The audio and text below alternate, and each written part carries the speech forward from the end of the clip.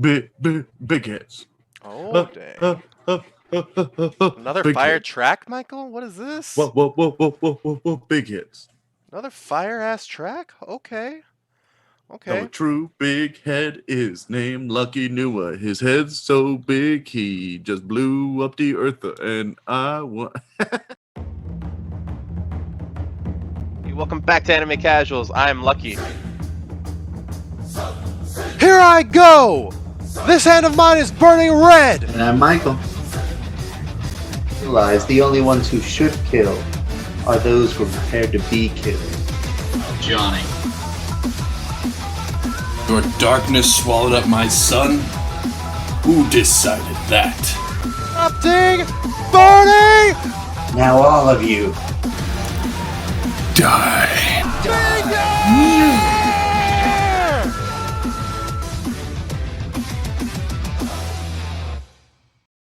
What's happening, everybody? Welcome back to Anime Casuals. I am Lucky. And I'm Michael. I'm Johnny. Hello. Hello. We're Hi, Anime John. Casuals. And today, on the casual discussion, we're casually discussing the most wholesome moments in all of anime. Since we have to get the yin and the yang. Last week we were talking about the yang, which was the most cancelable moments. Which, I mean, there's just too many in anime. And we decided, you know what, we need a break from saying very controversial things on this show, which you may not have noticed from that weekend talk that we did last time. But we wanted to kind of give it, give it a new little spin today because anime definitely has its wholesome moments. But Michael, since you came up with this one, why don't we start with you? What is your first wholesome anime moment in I'm anime? not ready. No, I'm just kidding. I'm definitely ready. I've got a bunch. We're gonna start with, you know what? We'll start with a classic one that you might have on your list. We're gonna go to Zombieland Saga, and Zombieland Saga is actually full of a lot of good, wholesome moments. I wouldn't say it's the most wholesome show. Obviously, it's about zombies and the undead, and their heads pop off all the time. But there's this moment when Lily, the shortest member of the Francia show, is singing to her dad. She's made up this entire song about like how she's grateful to the times that she's had with her dad and how she'll always remember those moments and how they mean a lot to her, and kind of a little bit that she's moving past them because obviously she's dead and she's got another life to live, or I guess another quote unquote life to live. And honestly, I think so far in that entire show, that was the most, like, the closest to where like you felt your heart like warm and you just feel like just satisfied watching an anime because it's so nice and just feels good. And that's like basically my definition of wholesome, is a moment in an anime where you just feel good and warm watching it. So yeah, that's my first one. I'm gonna throw it over to Johnny. I don't have a lot. I struggled finding wholesome.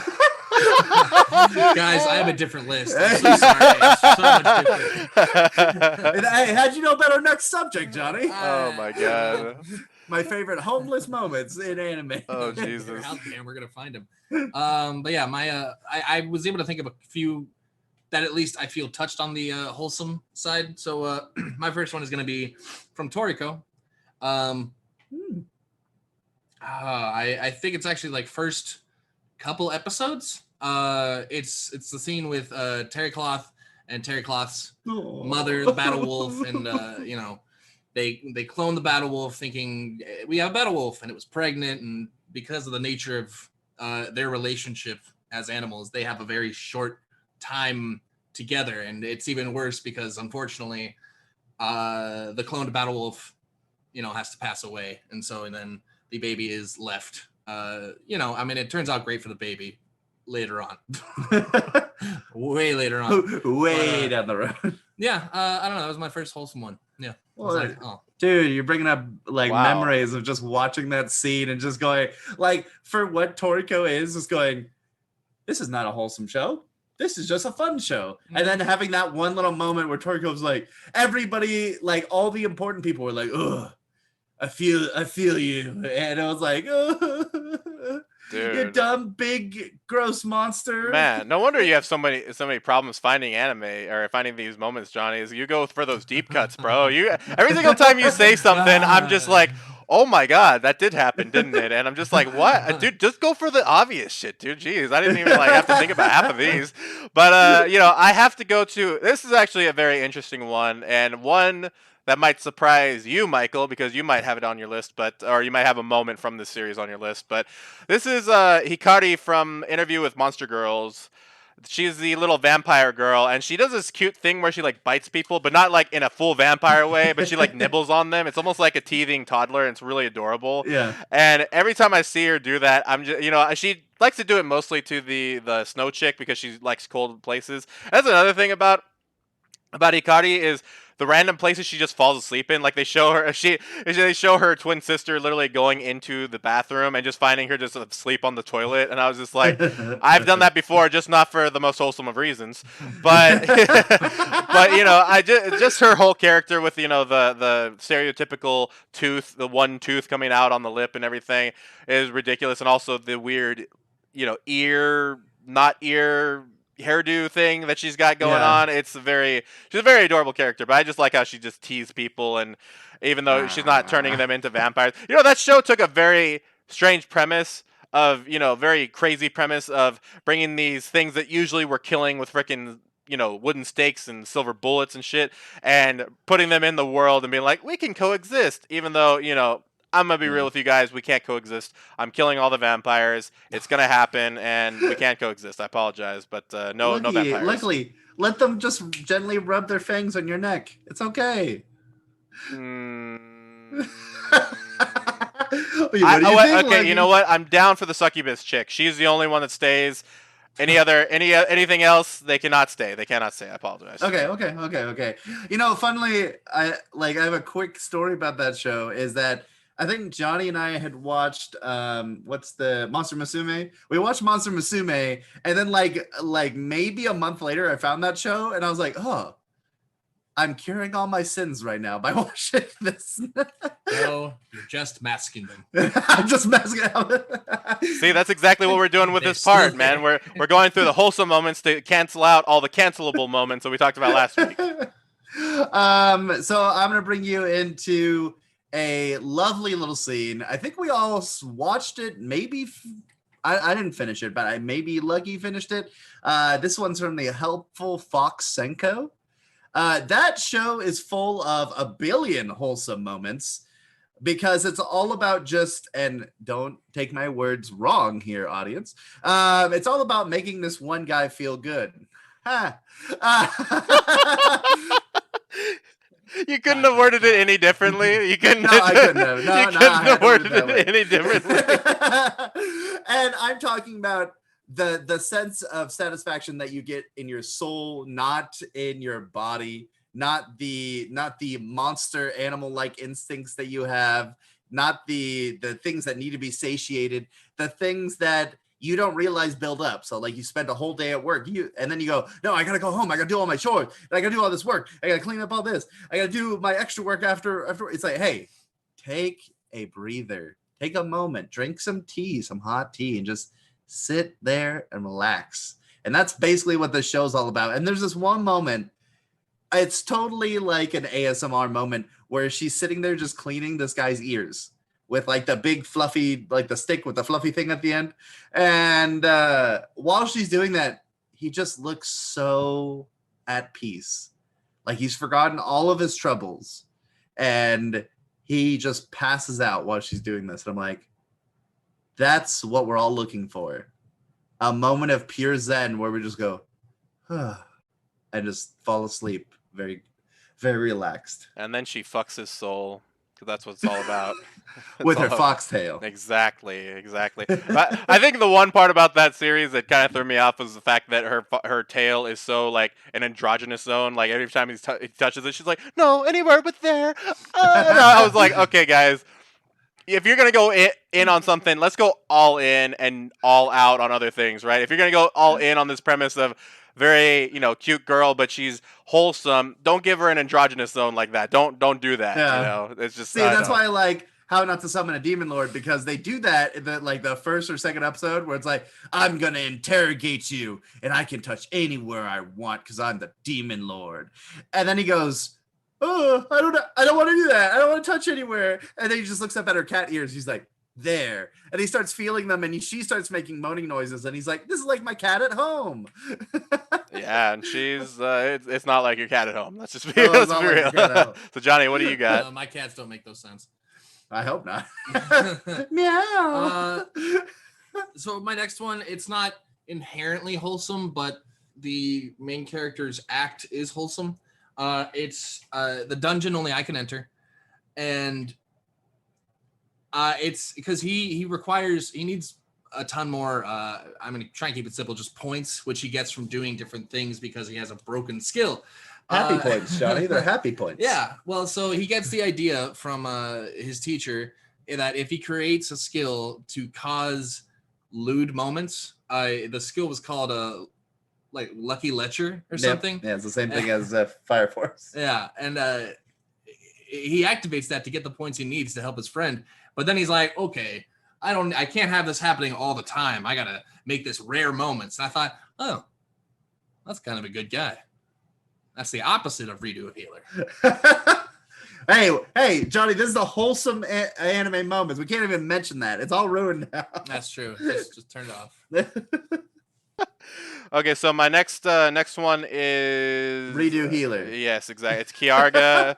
It's when Kiarga redos his healers, and yeah, exactly. That's exactly the part. No, my next one is actually a very recent one. I want to eventually do a video on this, but it's from an anime called Alice in Zoroku, and it was weird. I was just on Verve, like randomly looking through the alphabet on Crunchyroll, and just kind of going through there, and I had, I was on A, and I saw this really old man with with a young girl. I thought it was his granddaughter or something like that. I was like, oh, cool. So I went into it. I mean, there's some crazy sci-fi shit that happens in the very beginning, but it's mainly about this guy teaching this girl how to be out in society because she is from a research facility and she's got these crazy freaking powers where she can just make up anything in her mind and make it real. And there is this moment where she is asking him for help, and he's like, no, I don't. Why would I trust you? Because she basically reads his mind and is like, you're this guy and you have a granddaughter, all this stuff. And he's like, no, I'm not. Go fuck yourself. I'm not gonna go do any of this stuff. And she ends up just going back to him because he's the only one that she can trust. So then when she appears in his car because she can teleport and shit, he ends up, driving, and then these two other little girls are going after her to try and bring her back to the research facility, and craziness ensues because one of them shoots a bow and arrow, and the other one can attach things to that whatever she hooks onto, and so everything from wrecking balls and all this crazy shit happens in the city. Like there's all this destruction and stuff, and finally it comes to a halt when the guy crashes his car, and the two girls are like, "Hey, come back to the research facility." And she's like, "No," and you think there's gonna be like some crazy showdown with them, and then Zoroku, the old man, just comes in, punches all of them on the head, and is like, there were people that could have gotten killed because of you, and just puts them in their place. And the reason why I call it a wholesome moment is because these three little girls are just like sitting there crying, even though they could destroy the world, all because this grandpa is just going in on them. And I just loved everything about that. That whole show is just way too wholesome and makes me think about, life in a different perspective. But yeah, just seeing these kids get their first disciplining outside of a research facility, because the research facility was just using them for, certain experiments and all that stuff. Just seeing them actually get treated as human beings was like really cool and wholesome and everything. So I'd have to go with that one. Well, mine's also from another new one. It's from, I think it's like House Hunting Dragon or something like that is the name. Every episode's kind of like a slice of life where every episode's different because it's a new house that this dragon goes and visits.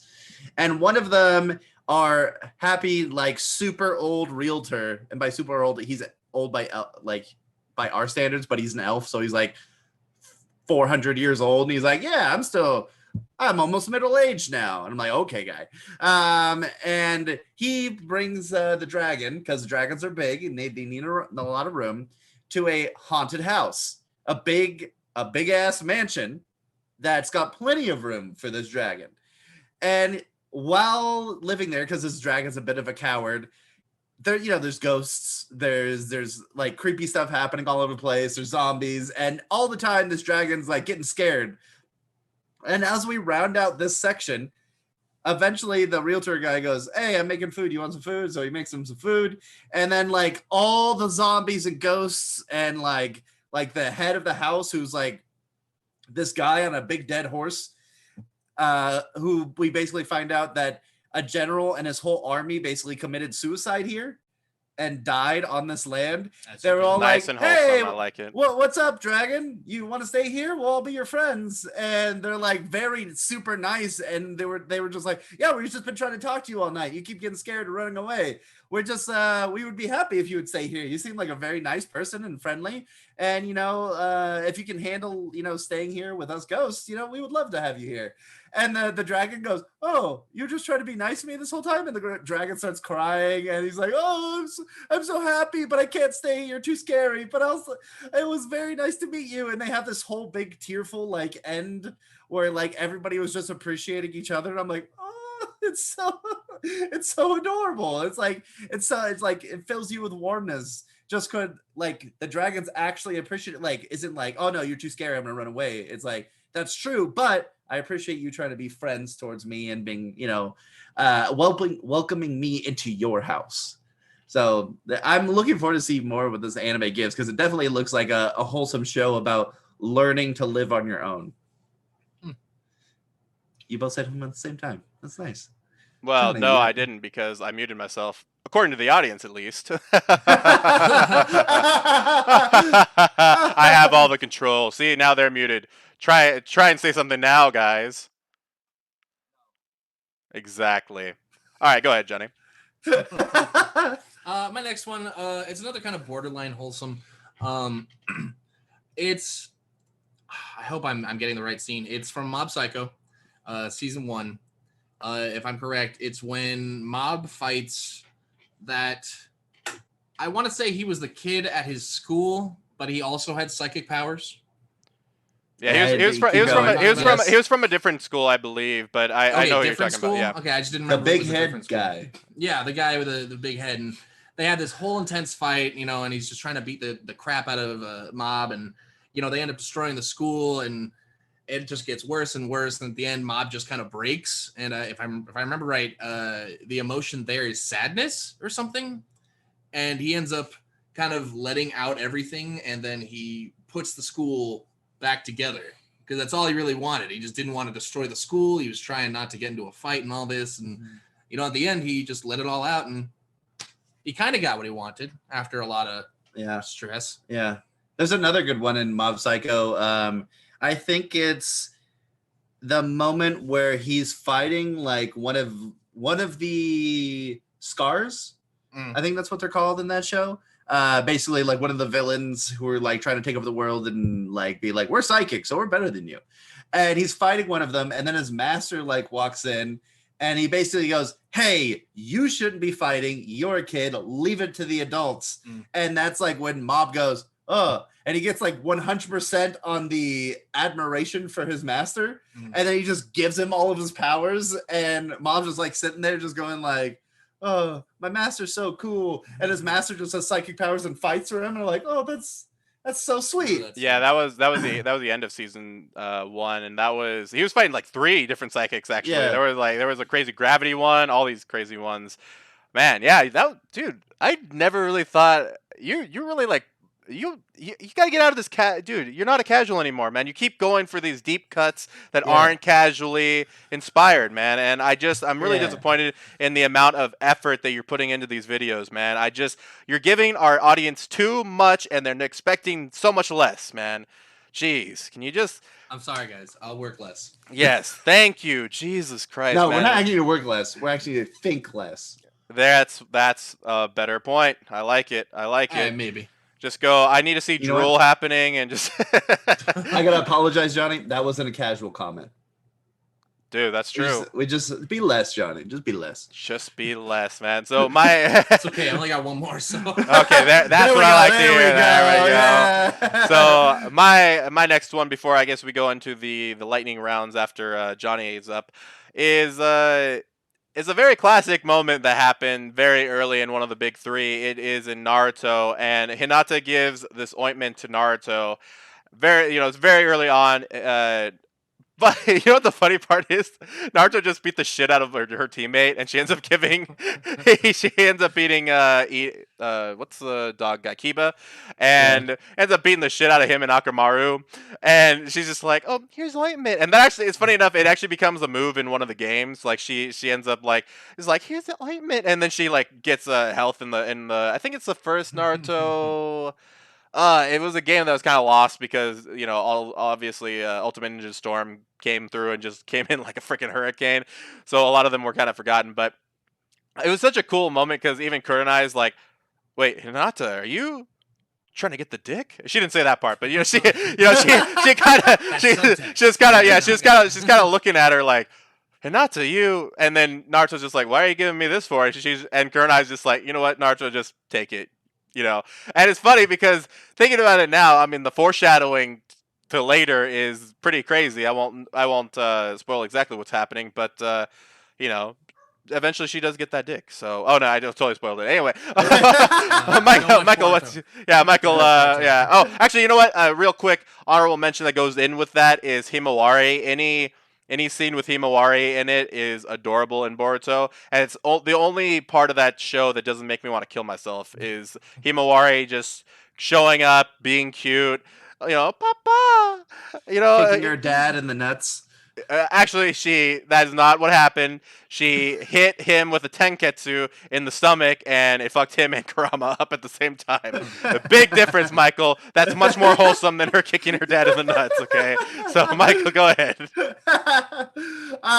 I guess I'll mention this one before we get into the lightning round, because I have a couple pretty straightforward ones. I made a pretty long list just looking through too much anime I've watched. One of my favorite wholesome scenes was when we watched Your Name. And Your Name is actually full of a lot of little wholesome moments, but it's not a very wholesome movie because it's very tragic at times for like what's going on. Like it sets off wholesome. And it's like, oh, this is such a sweet movie. And then it gets deeper and deeper into the story of these two and the weird time paradoxes that are going on. And we finally reach this moment of them switching bodies where we have our main guy in the girl's body and he's just sitting there grabbing his own boobs. And while that's not quite wholesome, he's crying because he realizes that quick spoiler if you haven't seen this movie, which has been out for a while. Wait, Lucky, have you seen this movie?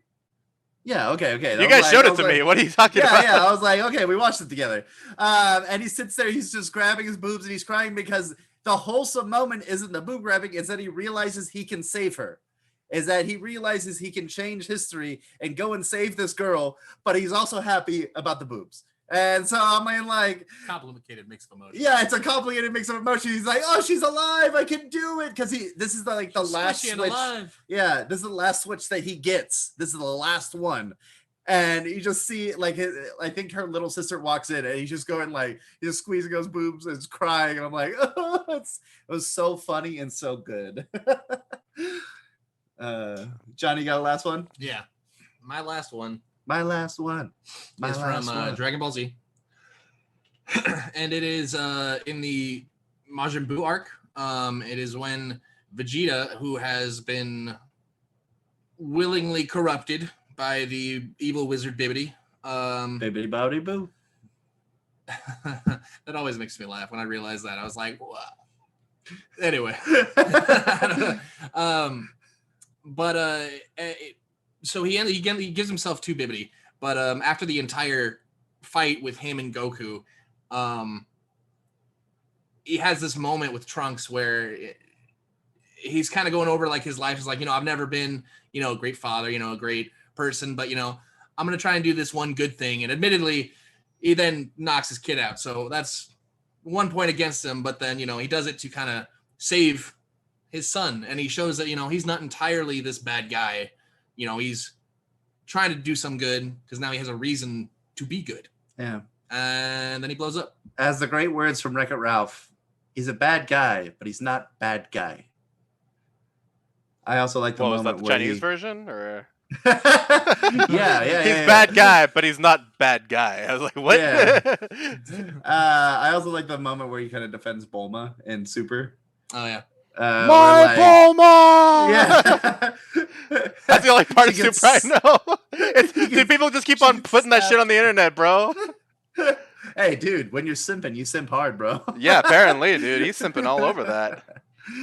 Okay, lightning round, Lucky. Let's do it. All right, man. So first off, I actually not fast enough. You know what? I should have probably put this in my main one. Eri smiling in My Hero during the concert was just amazing. Also with Mirio's like little commentary, like Professor or I don't forgot what he called Night Eye, but you know, he was just like, oh my, Mister and Deku, she's smiling, and just seeing that shadow just lift off of her and her smiling was just, it was too much. I couldn't handle it. Also, this one always got me was Sadako. She is from Kimi ni Todoke, one of my gay ass romance animes, whatever. And the funny thing about it is she's so innocent that whenever somebody says anything about dating, like, oh yeah, I'm texting my boyfriend, she's just like, oh my god, that's so adult of you. She always like says that whenever it's like the most like simple thing or something like that, or yeah, we're gonna go to a diner or something like that. Oh my god, that's so adult of you. She keeps saying it, and it just makes her sound so young. But you know, she's the same age as most of these people. And also, my last one, got to give it up to my boy Moomin Rider for buying Saitama ramen after he gets shit on by everybody. After he basically tries to give the heroes credit and tries to kind of be a bad guy by saying like, not a bad guy, but he ends up saying that after the Deep Sea Kings defeated in one punch and everybody can't believe it, he just ends up saying like, hey, you know what? It's a good thing these guys ended up beating the shit out of him before I got here, because I would have never been able to beat him. And in doing that, he gets a lot of hate mail, but he gets one thank you by Moomin Rider, and then he ends up getting free ramen out of it too. So, dude, Moomin Rider is my guy, dude. But yeah, what about you, Michael? Dude, I love Moomin Rider because one, for all the jokes that we joked about him. And Moomin Rider, he's licensed as rider. He's got no license, but he's still riding a bike. Is that he's not a hero by strength. He's a hero by role model. Like, people can look up to that guy because he just lives the best life. So I'm going to go through my long list real quick. We've got the wholesome moments of Kana in Miss Kobayashi's Dragon Maid. There's a bunch of them. My favorite moment is anytime I see it is when Kana is like, she has a pillow. I think it's like an intermission, like quick scenes. She has a pillow and she's like laying down a bed and she's like, that's not right. She goes on the couch. She lays on the couch. She's like, that's not right. And then finally she like pulls on Toru's skirt and she's like, and then you see her laying on Toru's lap with no pillow. And I'm like, oh, it's so adorable, because like kids just, it's not the same. It's not the same feeling. So they just want to lay on what feels comfortable. MMO Junkie, the whole thing. It's just all wholesome. It's just a wholesome show. And I think like one of my favorite moments is when they meet each other in real life for the first time. It's just too cute. We've got High School Girl, not High School Girl. High School DxD. Perfect. That's just what we needed. The most wholesome moment in that show, I think, is when the RPG Maker comes out. I remember talking to Lucky about it and going, "Oh, Lucky, this episode is so good, so cute," and like he basically makes a full RPG game for his love interest that he doesn't know is a love interest, and basically dedicates to her life and her issues, and she fights through them. And I thought that that's, dude, in my eyes, that's better than going, hey, here's a rose. It's like, hey, I actually thought about you and made a personal gift for you. In Haikyuu, we have the moment where, spoilers, they lost Abajosai, and they all go eat to that buffet place, and they all eat, and they all stop at the same time, stop eating, or they don't even eat, and they all start crying, and they all just start yelling. And like all the adults in the room are like, yes, let it out. And I thought that was a wholesome moment because they're kind of accepting loss, and that's okay. It's okay to lose, and it's okay to feel this way now, to just do better next time. I thought that was great. Yeah, I have a bunch more, so I'm just going to run through them. We have a Maiden Abyss, Nanachi eating food for the first time, good food for the first time. Nanachi is the bunny girl. And there's this moment where I almost remembered her name. It's like Ryoku. something like that, where she makes her actual good food, and now that she's been eating basically slop and grime since she transformed into a bunny, and she just starts crying and going like, "This is what food tastes like." And I'm like, dude, Food Wars has got it. Speaking of Food Wars, the moment where Megumi accepts that she's an amazing chef. I think when she's in that battle with the French chef, and like he's like, "Hey, I just want to let you know, this was really good, and I'm not going to expel you from the academy because you're an actual good chef. You should just learn that." And I'm gonna finish it off, even though I have I have 5 more. I'm gonna finish it off with one of my favorite wholesome moments. There's an anime called Bakuman, which is an anime all about creating manga, and one of our main characters basically has a high school crush, like in a lot of high school anime, and he really wants to admit to her that he has a crush on her. But he can't do that because he's weird and he's antisocial. So instead, he randomly one night, after working on manga for a while with his other counterpart at the school, just walks to her house, and while she's in front of her house, asks her to come down, and he just admits that, hey, instead of saying "I love you" or "I have a crush on you," he goes, "If I make a manga one day that's super popular, #1 in Shonen Jump, will you and I get married if you voice act in it?" And he does this huge admittance and a huge confirmation, but she just goes yes. And there's this weird, awkward romance between the two of them. And then for the next 3 seasons of the anime, they barely talk because that's how they get along. They send notes, they text each other, but they never meet in person. And I was like, "You're too wholesome. You're canceled."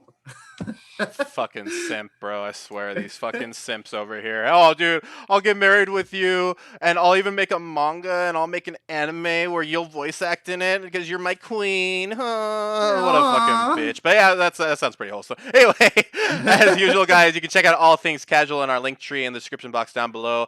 Also, if you guys want to email us any suggestions or topics or anything like that, you can always email us at animecasuals with an S, real, REAL, @gmail.com. But as always, guys, don't forget to keep It casual.